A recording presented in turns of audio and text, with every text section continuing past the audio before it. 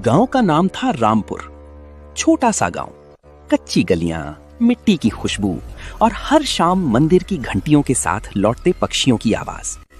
गांव के बीचों बीच एक पुराना हवेली नुमा घर था जिसे लोग चौधरी हवेली कहते थे। उस हवेली के आंगन में एक बहुत बड़ा नीम का पेड़ था, इतना पुराना कि गांव के बुजुर्ग कहते थे ये पेड़ इंसानों से ज्यादा कहानियां जानता है। उस पेड़ के ठीक नीचे एक पुराना हैंडपंप लगा था और उसी घर में रहती थी गौरी। गौरी की उम्र मुश्किल से 19 साल थी। बड़ी बड़ी आंखें, शांत चेहरा और दिल ऐसा जो दूसरों का दर्द अपना समझ ले। लेकिन उसकी जिंदगी आसान नहीं थी। उसके पिता की मौत बचपन में हो गई थी, माँ बीमार रहती थी और सौतेला चाचा हमेशा हवेली बेचने की बात करता रहता था। गांव वाले भी उस घर से दूर रहते थे क्योंकि उन्हें यकीन था उस नीम के पेड़ पर जिन्न रहता है। रात होते ही वहां से अजीब आवाजें आती, कभी किसी की रोने की, कभी पायल की छनछनाहट और कभी किसी आदमी की धीमी हंसी। लोग कहते थे जिसने भी उस पेड़ को काटने की कोशिश की वो जिंदा नहीं बचा। लेकिन गौरी इन बातों पर विश्वास नहीं करती थी। हर सुबह वो उसी हैंडपंप से पानी भरती। एक दिन दोपहर की तेज गर्मी में जब वो पानी खींच रही थी, अचानक हैंडपंप अपने आप चलने लगा। ठक ठक ठक। गौरी डर कर पीछे हटी और तभी पेड़ की डालियों के बीच उसे किसी की परछाई दिखी। लंबा कद, सफेद कपड़े और चमकती हुई आंखें। गौरी चीखने ही वाली थी कि आवाज आई, डरो मत। उसकी आवाज इंसानी थी लेकिन अजीब तरह से गहरी। कौन हो तुम? गौरी कांपती हुई बोली। परछाई धीरे धीरे नीचे उतरी। वो एक जवान लड़का था, बेहद खूबसूरत, लेकिन उसकी आंखों में अजीब उदासी थी। मेरा नाम अयान है। तुम इंसान हो? अयान हल्का मुस्कुराया। काश होता। गौरी का गला सूख गया। मतलब? मैं वही हूं जिससे तुम्हारा गांव डरता है। हवा अचानक ठंडी हो गई। जिन्न? गौरी फुसफुसाई।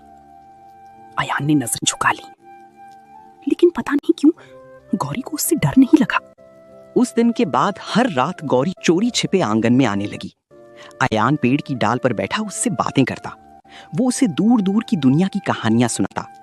रेगिस्तान, पुराने किले, खोए हुए शहर और ऐसे रहस्य जो इंसानों ने कभी नहीं देखे। धीरे धीरे गौरी को उससे मोहब्बत हो गई। लेकिन एक राज था, अयान कभी पेड़ से दूर नहीं जाता था। एक रात गौरी ने पूछ ही लिया, तुम इस पेड़ से बंधी क्यों हो? अयान कुछ देर चुप रहा, फिर बोला, क्योंकि मेरी रूह कैद है। सालों पहले गांव के ही एक तांत्रिक ने उसे धोखे से बांध दिया था। अयान असल में जिन्न नहीं था, वो एक इंसान था जिसे काली जादू से इस रूप में कैद कर दिया गया था। अगर इस पेड़ की जड़ में छुपा तावीज टूट जाए तो मैं आजाद हो सकता हूं।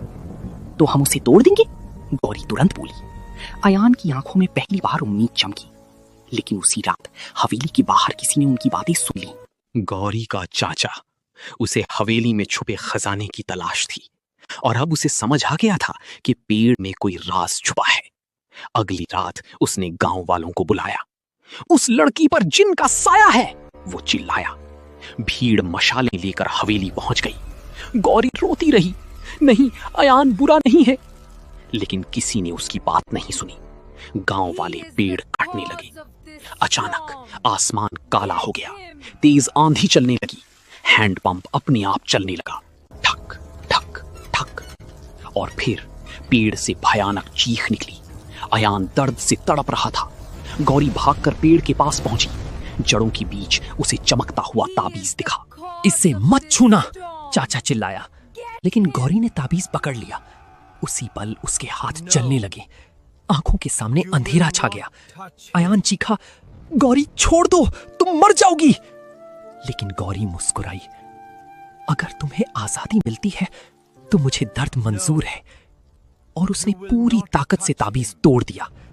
धमाक! तेज रोशनी पूरे आंगन में फैल गई। जब गांव वालों ने आंखें खोली, पेड़ जल चुका था और उसके सामने खड़ा था अयान, अब पूरी तरह इंसान। लेकिन गौरी जमीन पर बेहोश पड़ी थी। अयान दौड़कर उसके पास आया। गौरी, आंखें खोलो प्लीज। धीरे धीरे गौरी ने आंखें खोली। कमजोर आवाज में बोली, We must face it together. तुम आजाद हो ना? अयान की आंखों से आंसू बहने लगे। My prince. उसने पहली बार गौरी का हाथ इंसानों की तरह महसूस किया। हाँ, लेकिन तुम्हारे बिना ये आजादी बेकार है। गौरी हल्का मुस्कुराई और तभी हैंडपंप से अचानक पानी बहने लगा, साफ चमकता हुआ पानी। गांव के बुजुर्ग हैरान रह गए क्योंकि वो हैंडपंप सालों से सूखा पड़ा था। उस दिन के बाद लोगों ने उस हवेली को मनहूस कहना बंद कर दिया। कुछ महीनों बाद उसी आंगन में नया नीम का पौधा लगाया गया और हर शाम गौरी और अयान वहीं बैठकर बातें करते। लोग कहते हैं सच्चा प्यार सबसे बड़ा जादू होता है, वो जिन्न को इंसान और डर को घर बना देता है। उस दिन के बाद लोगों ने उस हवेली को मनहूस कहना बंद कर दिया। कुछ महीनों बाद उसी आंगन में नया नीम का पौधा लगाया गया और हर शाम गौरी और अयान वहीं बैठकर बातें करते।